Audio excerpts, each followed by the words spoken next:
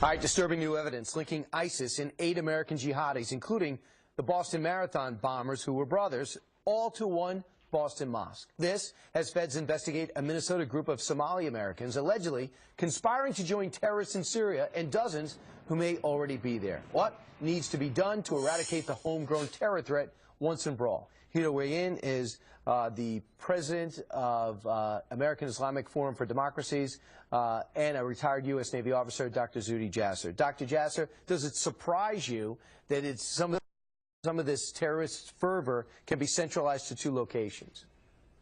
No, not at all. I mean, we've been talking about this how many years now? Since 9/11, since November 5th, Fort Hood, and we've seen from this mosque in Boston, Tariq Mahena, Afia Siddiqui, who was Lady Al-Qaeda, the Imam Qardawi globally, who was on their board with, and was also one of the spiritual guides of the Global Muslim Brotherhood.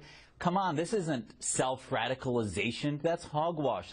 The reality is that these people are like the alcoholics who sit around and hand around the bottle and then say, oh, no, we took away their keys. We don't have anything to do with their drunk driving. Well, it's not about violent extremism. It's about the ideology, and Muslims that want to address the ideology of jihadization and Islamo-patriotism that pulls these radicals into the Middle East and into groups like Al-Qaeda. We get marginalized. We're told we're anti-Muslim, and yet we love our faith and we're trying to reform it. And from the government to media to Muslim leadership, nobody wants to address the ideology. You know, the latest guy who's head of communications over with ISIS right now is hardly a wayward soul looking for a stable family. He comes from a stable family. He is highly educated. So you can't say, well, in America, we just couldn't find a way to fit in, so we're angry. You can't say that, maybe like the Boston bombers were saying. So forget about just saying that, you know, America hasn't opened their arms to you. What is the problem?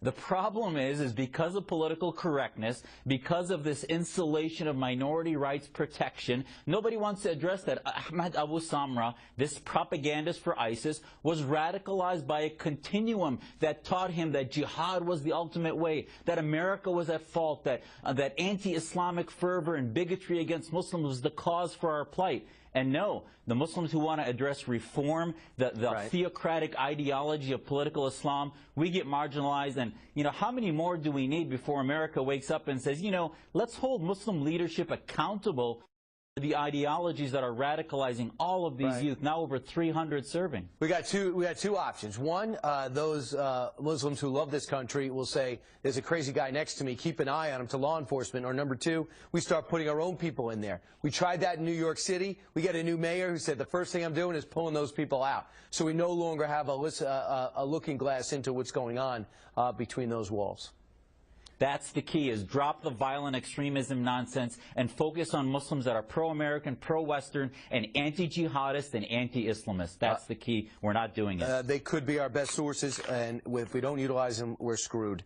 Dr. Jasser, thanks so much. Anytime. Thank you.